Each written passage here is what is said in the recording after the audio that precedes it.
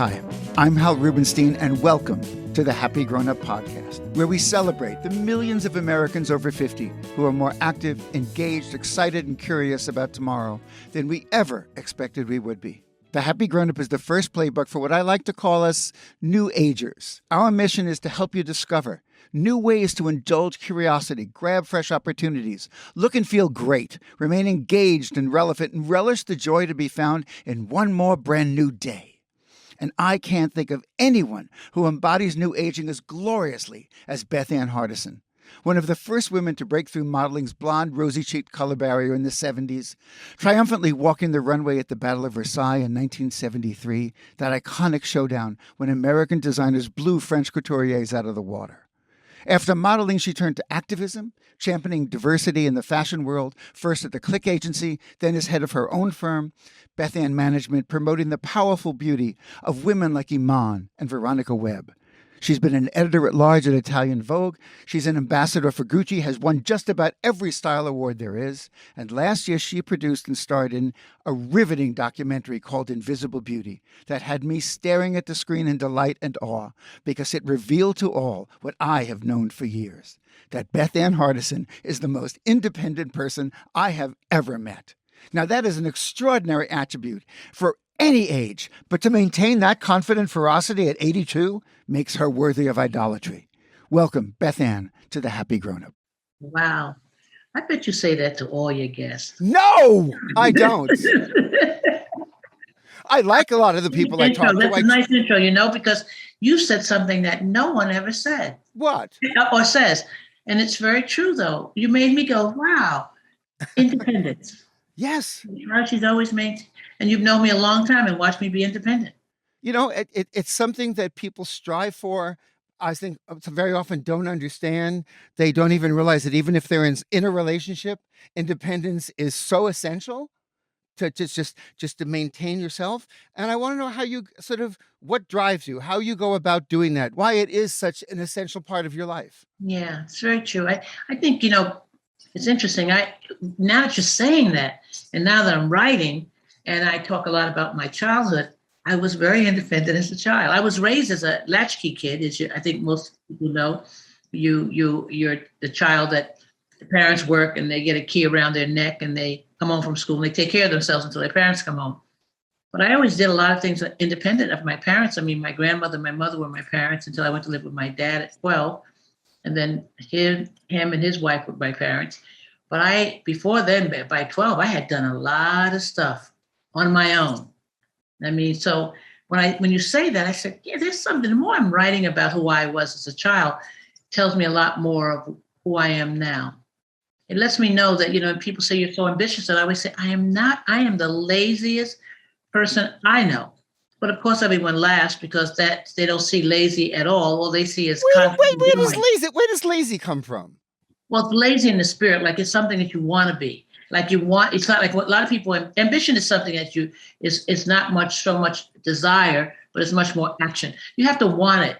I don't want anything. I just basically get opportunities, and the opportunities or the things fall at my feet and I have to do it. Lazy, when I think of lazy, is that if I could really just not do anything, most people who are ambitious don't think like that. If I could do nothing, I would just lay in a hammock and be so cool. I wouldn't do hardly anything. As much as I'm a people person, I really do like, not doing a lot of things if I didn't have to. So all this traveling I do, that I have homes in Mexico and I'm always in Morocco. And, the packing up and going is a real hard thing for me. But you do relax. When you're in Mexico. You do. I do relax once I'm everywhere. At some point, I do. I find times to relax everywhere I am. That's true. But that's because the laziness in me requires me to make sure I take care of me. Okay, yes. So that's part of self-care, and that's essential, and that's very important. And I was going to get to that even later because I want to know. See, but that laziness, it's almost like not necessarily a negative. No, it's like a refueling stop. Okay, it's like a refueling stop because you still have. I mean, again, I know you 20, 30 years. I'm not even sure the year when we exactly met, but it's close to 30.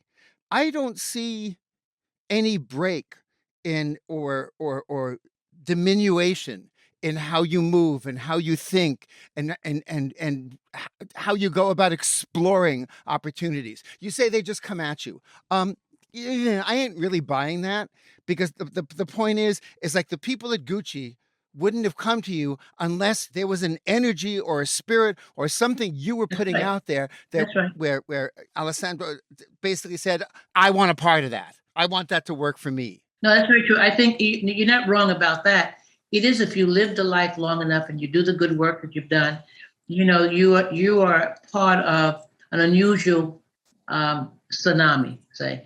And so people really do like it because it's a lot of who they are.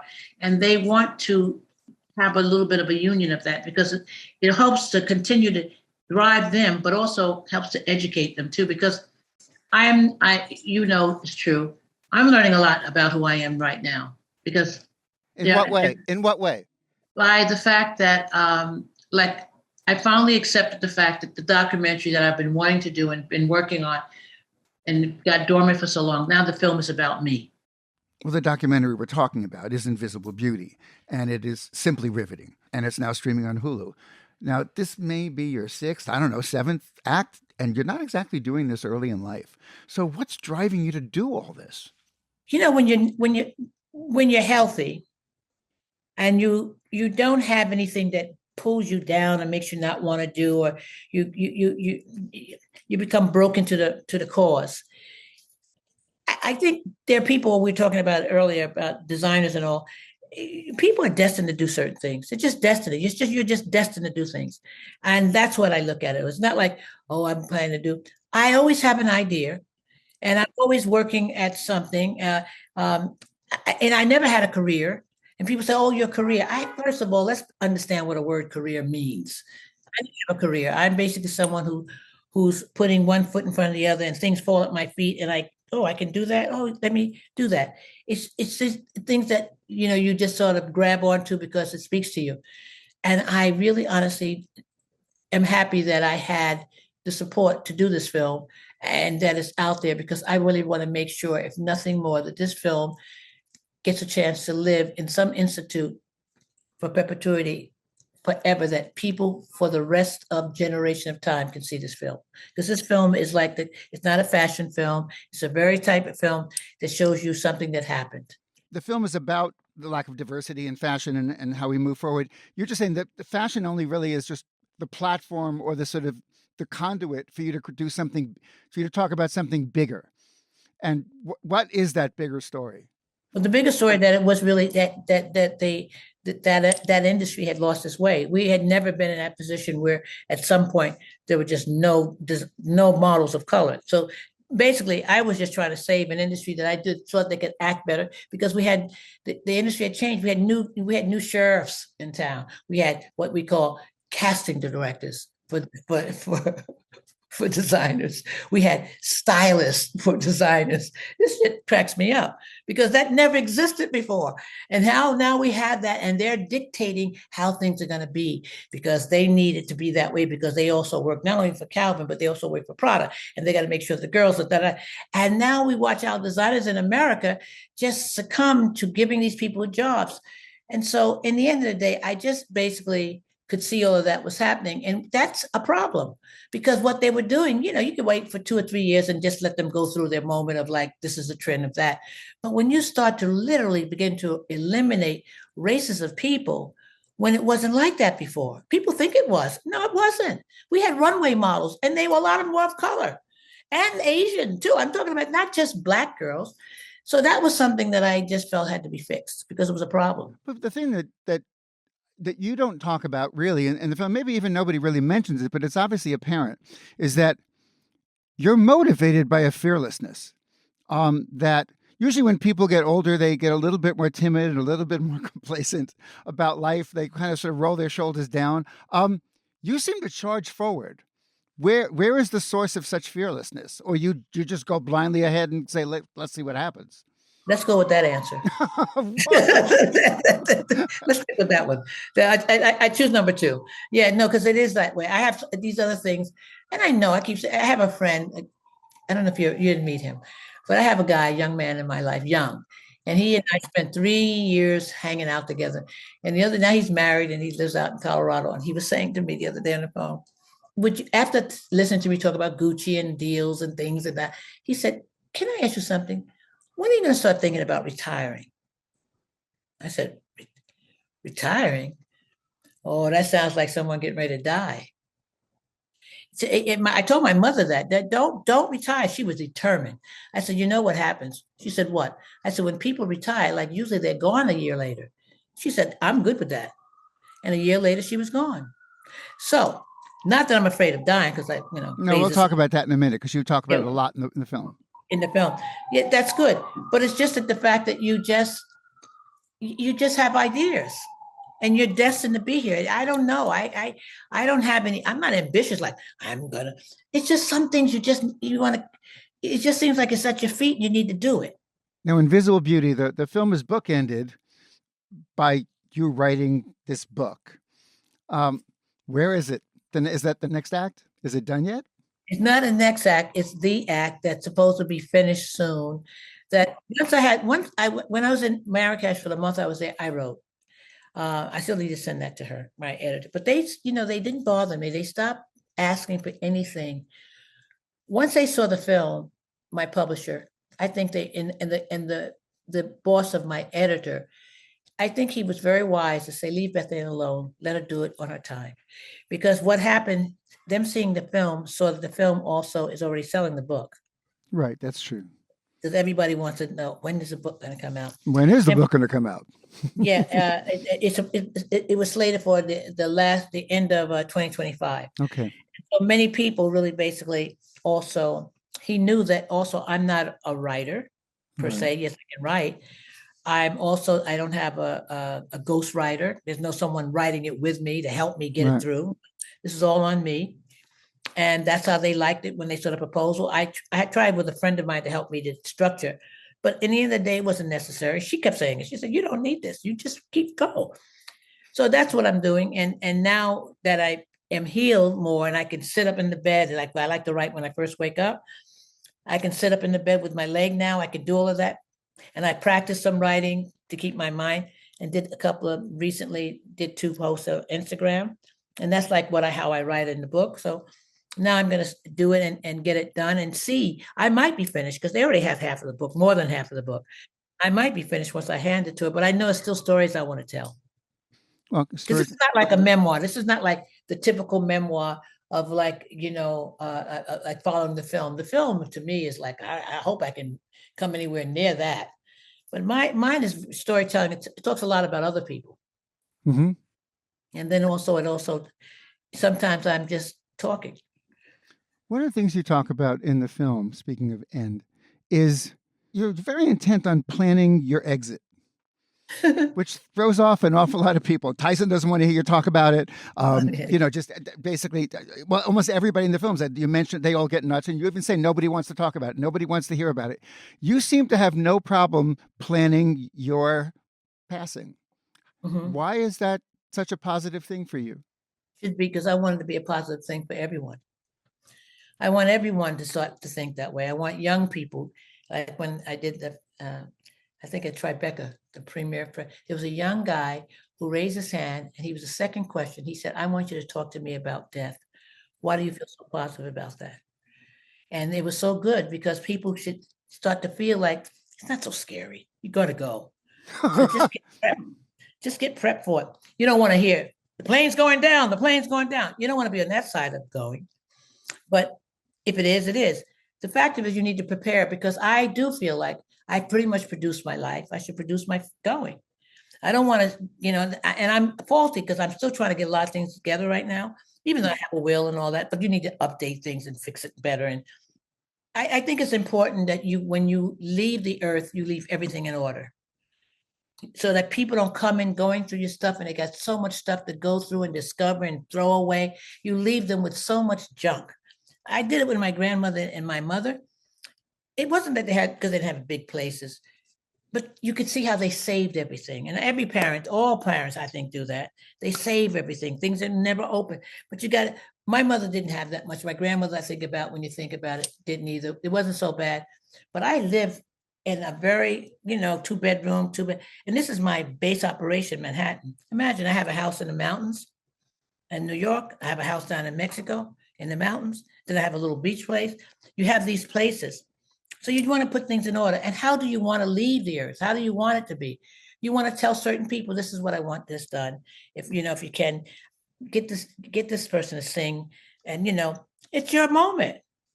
I think if you pretty much, I did this on earth. I mean, people may have helped me along the way, but basically, when I'm writing this book, I realized that I was pretty successful by the time I was 12 years old. I was doing everything when I was a kid. So here I am. Let's do this because there's no one else that's going to do it but you. And people are used to following your lead. That's what it's been like all my life. I started at model agency. Bonnie Berman said, let's get this done. But I did it, sat there in the room by myself with not an assistant trying to figure it out. Never done anything like that before. Didn't have, my basic business training was like filing and knowing how to talk on the phone. And I was trained well by the garment business, but I never owned my own business. And you're responsible. So you wind up making it work. Every time you make something work, you realize that you're the one who really is in charge of self. So this self is going to also leave this earth. So let's just put it in place where everyone can do as you would like to see it done. But once again, your fearlessness is the underlying energy to the whole thing, because most people are terrified of death. That's because they're Jewish. Well, I was raised by Jews, and that's why I can say that. Because that's what they used to do. They say all the time, my son's a doctor, my daughter's a doctor. They wanted to be saved. I used to laugh about that when I was a young kid. I used to say, God, everybody's a doctor. Yes. They don't want to hear nothing about dying. They never want to hear anything about dying. That's the last thing. And if you say you're getting ready to die, or you say anything about dying or use the word dying, they say, shh, stop it. No, absolutely. They don't want to hear any of that. So I always laughed about it. I always say that. But at the end of the day, yes, it's such a, if I say, listen, when I'm good, they said, why do you talk like that? I thought to myself, well, it's because it's going to happen. I mean, the fear is like, we need to change that. We need to change that. It's not smart. It's like saying, I was just saying on this call, how now in school and other places, they try to tell all the kids that compete for something that everybody's a winner. No, no one lost. Everyone's a winner. Johnny won, but now they're gonna tell everybody. Now, if I was Johnny, I'd be pretty pissed off because I won the race. So it's the same thing in this case. You gotta keep it real. Like, you're gonna leave this earth. Hopefully, it's not with great pain, and hopefully we don't do it in a crash or someone beats us to death. Maybe it's in nice ways where you go out, but whatever it is, you got to be prepared. Not you yourself mentally, yes, but definitely your belongings and things that you have. You need to do that for other people. Well, I mean, if that is the case, then I think your film is an incredible testament, and almost like to use the word that you won't be uncomfortable with. It makes an extraordinary eulogy. Yeah, I guess so, right? Because it really does. It does sort of. I say to people, well, it's not. They said your life story. I said, first of all, it's not my life story. It's a moment in time, and what the greatness of myself and Frederick did. We gave you a little background to who Bethann was as a young person, a little bit about her son and her son's dad, and things like that. But it's not my life story. I had a bigger life than that.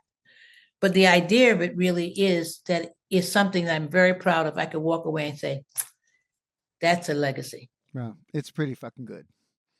I found something that you said, so I'm quoting you here. And you are talking about, and you were referring to younger people, and you said, I wish people had more history. Yeah. And I do find that, as much as I admire so many younger people, is that their unwillingness to sort of look back, to sort of research and go through what happened before you showed up, I think is a deficit. And I think it's there's so much that can be learned from passing information, storytelling from one generation to the other. And I think in some ways COVID started it a little bit, maybe because people got isolated and they reached out at a time when before that we were just running too fast. I think it is essential for people who are young to look back and see what occurred, what transpired. How did we before you showed up? How did we get here? And talking to people who were there, how can we go forward with that knowledge? So true. There are two things that you mentioned that I'm very interested in. One of the difficulties for a lot of people growing older, or as I call it, new aging, is that ability to be alone. Especially, even yes, it's easier when there's a partner there and when there's a spouse, but even there, you need alone time. You have to be by yourself, but especially for those people who are single or don't live with anybody. How do you sustain that peace of mind? Oh my God, it's so easy. Why? How? Having no one around doesn't interrupt the peace of mind. Having someone around means you have to pay attention to their peace of mind and them and their person and their existence. And so here, when you have to mingle, look, I'm a good person. I'm a good people person. I like being with people. And I can talk and I can say all this right now, and I'll be the first one. Can't wait to be alone. But I don't think that when I'm living life. I don't think that. But once I'm alone, I'm so content. It's a selfishness. You have to have a certain amount of selfishness. If you don't have a certain amount of selfishness, you can't guide yourself in that direction, and you can't allow yourself to be so protected in that way. But I think people sometimes when they get older, they feel like they're missing out. They're because they're not as driven to go out. A lot of them are missing out.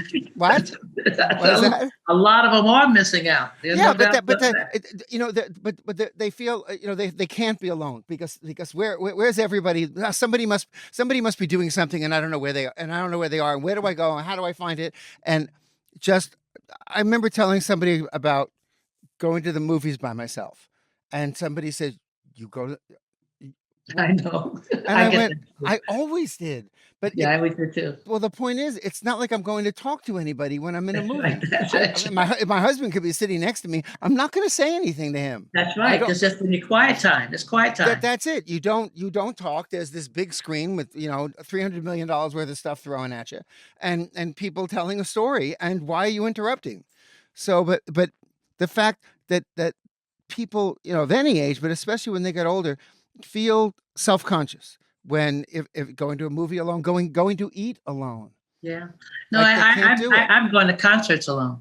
Yeah, I do too. Because as soon as you're next to that person, you become best friends. You enjoy the same thing, you're laughing, and you talk to each other, and you're clapping together, and you dance together because you're there for the same purpose. So it's so true. I don't need to be with someone all the time. But I like the love that I have. That that is another thing too. It's very important. That's the thing you said. What have I learned about myself? Is the love that I receive from the opposite sex. I'm talking about the love. I'm talking about just people caring about me, and that's really something. And I'm talking about these are not my age. This is much younger than I. The caring for me, the love for me. That's a very special thing that I could wish that on everyone. But you don't get it unless you give it. Yeah, that's the truth. Okay. And so there's something in you, for all your claiming of wanting to be liking or wanting to be alone and being lazy, you must be giving something. Yeah. Otherwise it wouldn't be coming back. So what is it that you offer people that they don't have or that they don't see? What do you feel that gift is that you have that you can reach out and tell people something new? Well, the good news is that I have a good sense of humor. I'm very funny, and I'm authentic, and I'm original in many ways. And after that, then you have to go and interview my audience because I can't tell you past those basic things. What it is that I know there's never going to be another me, just like I know there's never going to be another Naomi or an Iman. There are certain people in a life that came on Earth, and there may be a lot of people similar, but there's some people who come to this Earth, and you're just not going to get another one of them. Does everybody have the opportunity to be original? No, I think everyone has an opportunity just to be. You have a drive that is enviable. You have an energy that people look at and go, gee, could I do that? What sustains your intense curiosity? Yeah, that's a good question. Yes, it is. That's a very, very good question. And I want a really good answer. That sustains my curiosity. Yes. I think that's just comes, you're born with that. I think that's just in your DNA. I as a young kid, I tell you the things that I did as a kid, it's amazing. I mean, I did everything from gang fighting to running track to being a star tap dancer. And all that was before the age of 12. I tap danced for 10 years. Well known too at the time. I had a great hoofer that taught me. But it's the things that you look at and you say, wow, your independence, how you are, where does that all come from? I think the people come to on earth with certain things. I don't know. And I'm now looking at my life. When you asked before, I'm looking at my life now, recognizing these things. But before, I couldn't even have time to be a fly on my own wall. Now I'm a fly on my wall. When you look at other people of our age, I feel there's a change in people who are aging right now, where they're not like their parents, or even not aging the way people were 10 years ago. I see a drive, a need for relevance, a yearning for another act. I know maybe that's just my perspective. I'd like to see what, how do you feel about that when you look at our contemporaries? When I'm looking at my contemporaries? Yeah. No, look, I'm one of these people who are preparing, to leave this earth. So you ain't going anywhere anytime soon. I know. I have great intentions to go somewhere, and it won't be here. And the idea, I'm not one of these people who are worried about. I'm not Jewish enough to be worried about dying. I'm a Muslim. Okay, I am Jewish, and I am not worried about dying. We're cousins. But I understand exactly. But I'm a cousin that really is, No, I understand exactly what you're saying.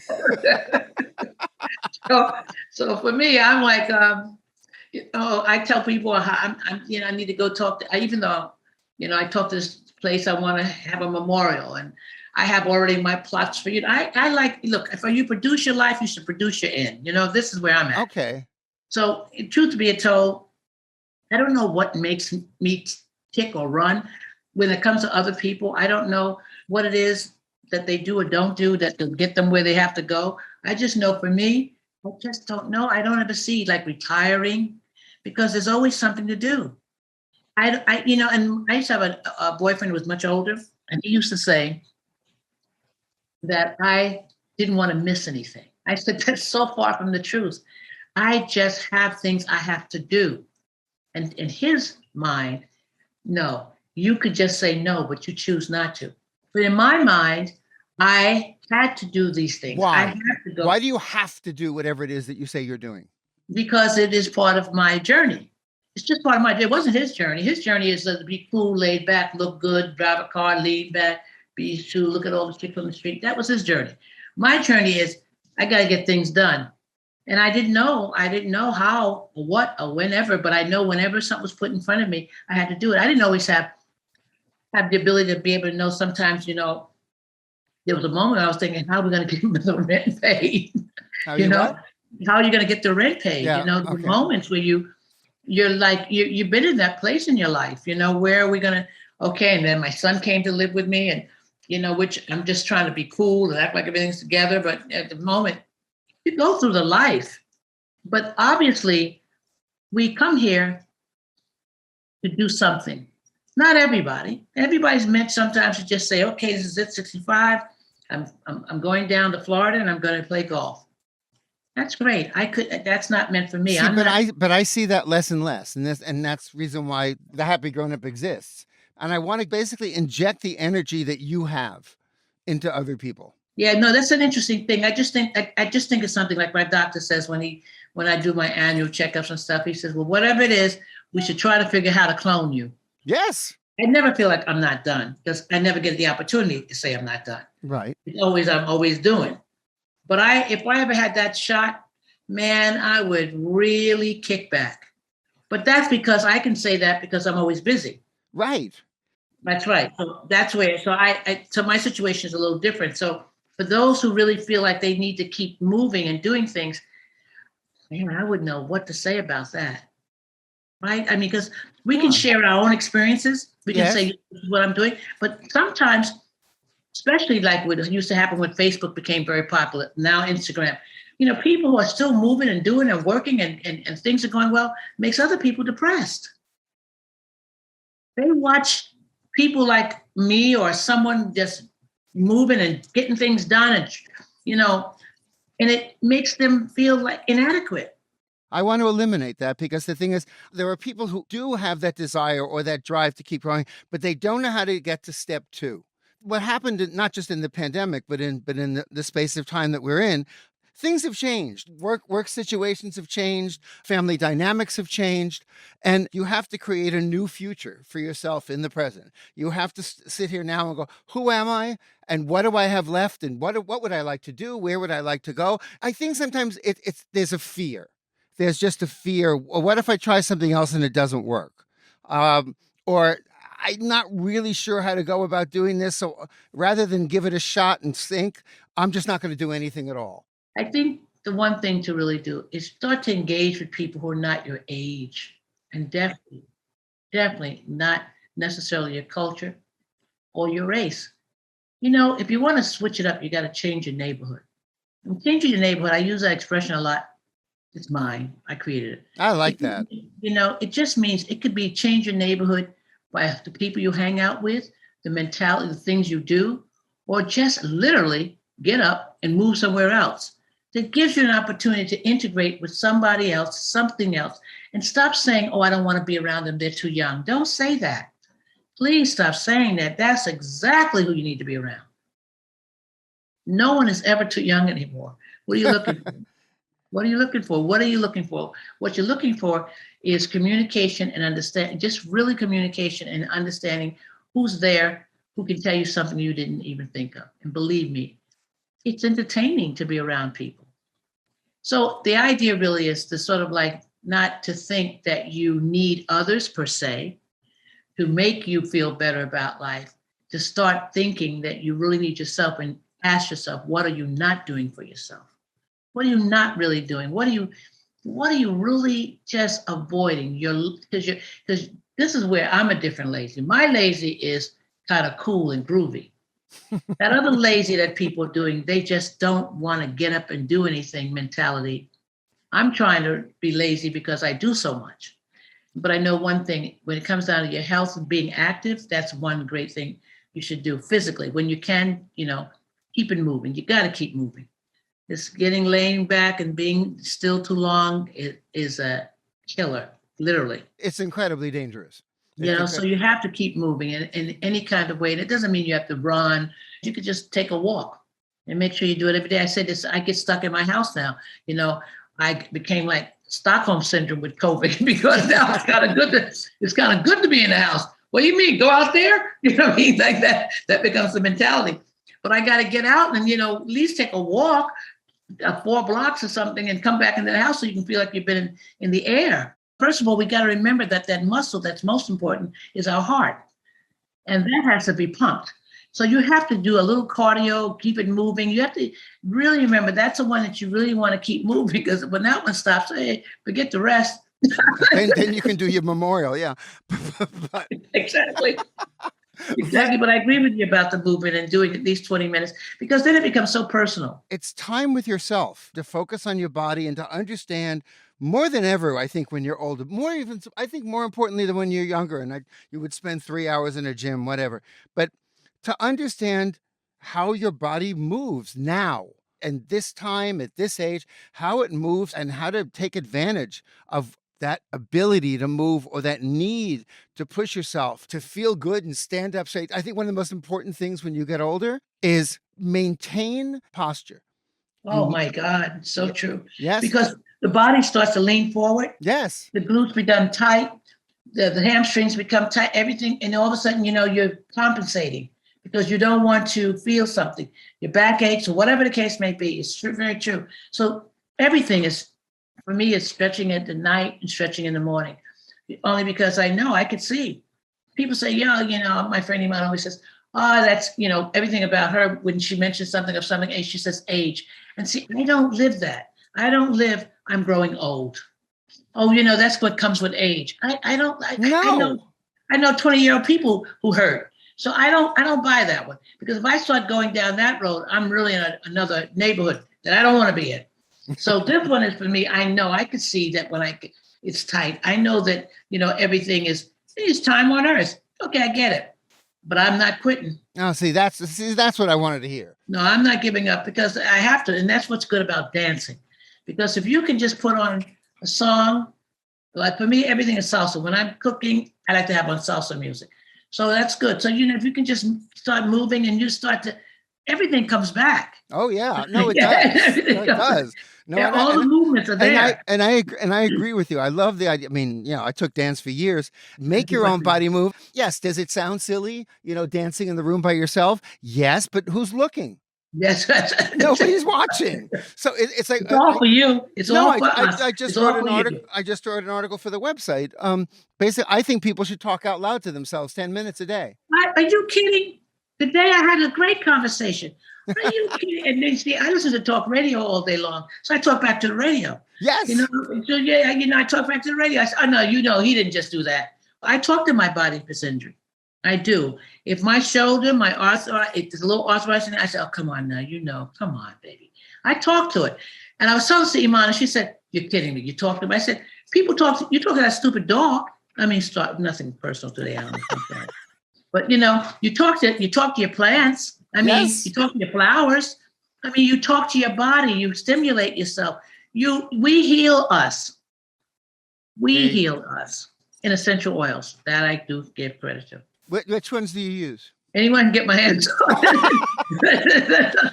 Be honest. People say, which ones? I said, well, whatever's in the closet, whatever I haven't run out of. Yeah. And I just mix it. And, I do always mix it with a little, the one that we also can cook with coconut oil. Yeah. Yeah.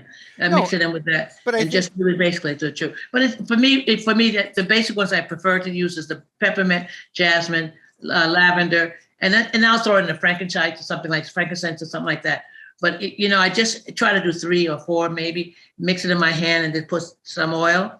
And then I just go for it on my shoulders. And I just really do. I just believe and it works to me. That's all it's about, is if it works for you. It is about caring and not giving up. You just don't go along with the shit. Just because it's going in that direction. You want to come on up. Don't go down. Come on up. No, that's exactly what I'm talking about. It's yes, you have to accept the age you are. I got it. But it's about, okay, so you accepted the age. Now what are we going to do? Are we moving forward? Or are we sitting still? Are we going backwards? Are we going to spend our time in nostalgia, which I find nauseating? I mean, you have an incredible history. You have incredible stories. I think I do too. But I'm not nostalgic for them. I don't wish they would come back. No. Oh my! I don't when people say, let's get back to normal. I said, back? I ain't going back to what before 2019, 2020. What's so great about it? I'm going forward. I mean, I had a lot of good things happen to me in 2020. I mean, I did. I went to Egypt for the first time. I sailed the Nile. I mean, I was wearing masks before anybody was wearing masks. I was telling them, no, we don't have to kiss. No, I'm good. I'm good on the hugging. No, don't worry. I was doing that before anyone was. So I'm good with that. But in the same, I'm not trying to go back. I'm trying to go forward. Always. I guess it's look backward, move forward. Yeah. That's it. Yeah. Oh, yeah. Bring it along with you. Yeah. Oh, no. It's a set. Don't ever forget this stuff. Yeah, I agree with you. Yeah. Because there were lessons learned. Yeah, and there were things that shaped you and made you. Yeah. But to long for it? Nah.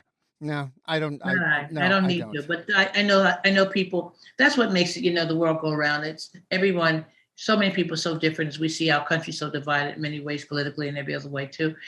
But it's so many people are just different. They need different things, and that's why we have to be gentle. Be a little bit gentle about others. Don't always decide so much about who they are and how they should think, and be so judgmental you can't engage. And I think, unfortunately, social media has made us very judgmental, and too many people too often just shoot their mouths off because they're there. They feel they can. Because they can. Because they can. But the thing is, you're making judgments on people you know nothing about. I know. They said 25 words or 4 sentences on Facebook, and you come crashing down with an anvil. I know. You don't know them. Just hold back, or excuse me, shut the fuck up. Leave well enough alone. Just leave them alone.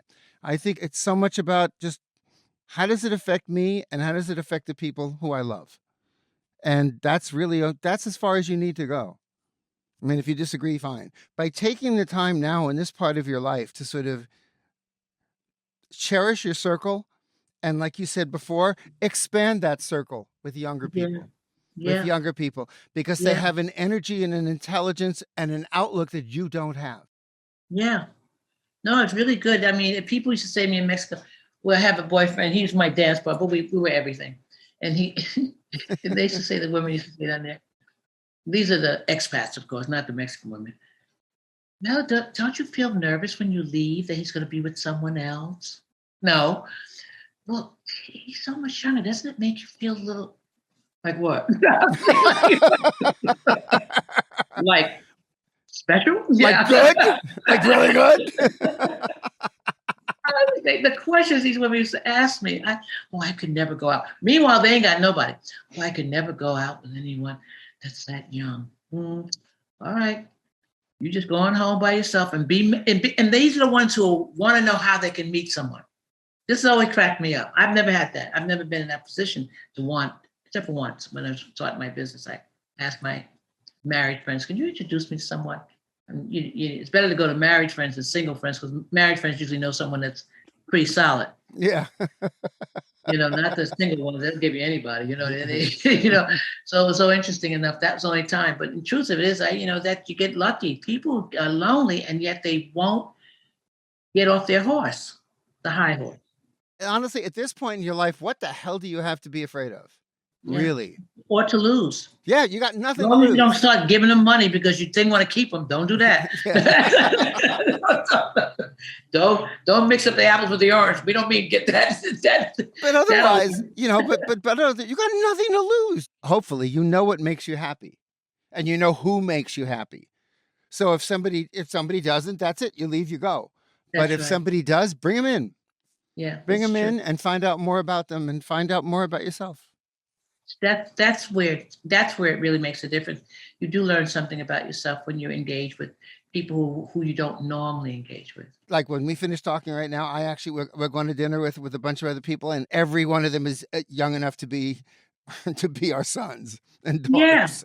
And honestly, and I will sit at the table, and sometimes I look at David and I go, we're like daddy here. But once you're engaged in the conversation, no, it's not that at all.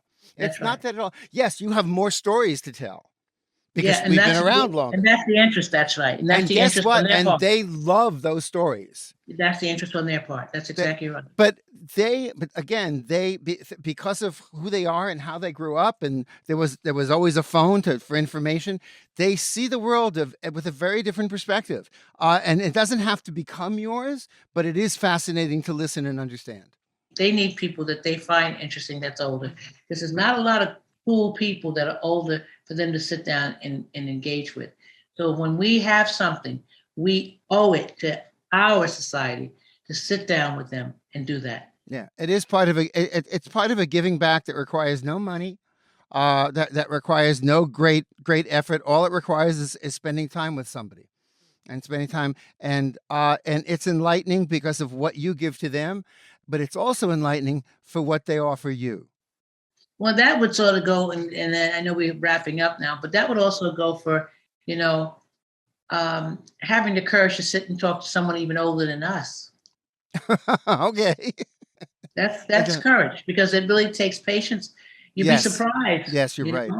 You'd be surprised. That's a giving too, because that's something of interest, because they must have, and they get quiet because there's not a lot of engagement. I can only imagine how lucky we all are. I mean, for us who might have set our lives up or don't have to, but that we're not in nursing homes. I mean, because that's some serious stuff. Yeah.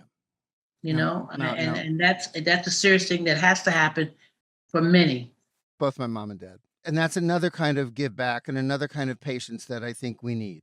Look, one of the things you did say before we go is that I do think Lily Tomlin once said, why doesn't anybody ever think of trying softer? Regardless of politics and distractions that abound, I do think that trying softer is really the way to go. Yeah. There are so many other things in life that are hard.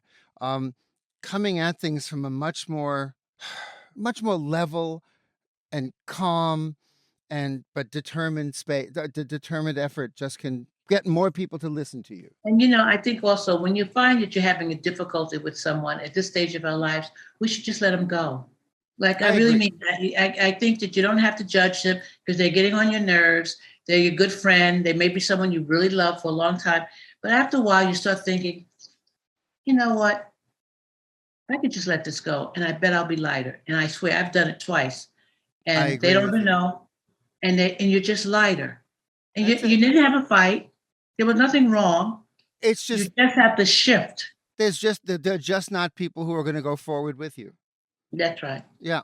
You just So lighten your load. You have to really start, just like you clean out your closet this spring, it's the same thing. The lighter load, the freer the journey. I just think in so many cases, that's one of my favorite mantras. And I say it often and I help tell myself that. That goes for everything, whether it be, you know, things in your closet you don't need anymore to, things in your medicine cabinet you should have thrown away a long time ago in your utility closet or your friend's closet. People who you dear love, but when you talk to them or things that they do, you just don't agree with, but you don't want to judge them. You want to judge them. So the best way to not judge them is just not be around them. just step back. Say it again. The lighter the load. The lighter the load, the freer the journey. Well, I do hope I sustain that journey with you forever, because Thank you. talking to you just makes me love you even more. Thank you so much. I've known you for so long, and we've had some good moments, my dear. Yes, we have. With good laughs, because you really have been a good pistol for me. Thank you. Thank you. Thank you. Thank you. Usually I end like the interview by asking somebody if they're a happy grown up. But the thing is, it's stupid for me to even ask you that, because you just glow. You just radiate. Thank you so much, You my do. love. You just radiate happiness. And I think that's why so many people cluster around you, because you make people see the good in daily life. And I thank you and bless you for that. I'm happy to have the support I have and allows me to do the work I want to do. And I'm very happy. Thank you. Thank you so much for joining me for another edition of The Happy Grown Up. And if you want to hear more about all the ways you can be inspired to be new aging, whether it's self-care, travel, relationships, health, creating a next act, dealing with challenges, finding romance, or just getting off on that special person you see in the mirror, please subscribe to our newsletter at thehappygrownup.com. It is such a gift to be all grown up these days, and it sure as hell beats the alternative. You can worry, but be happy.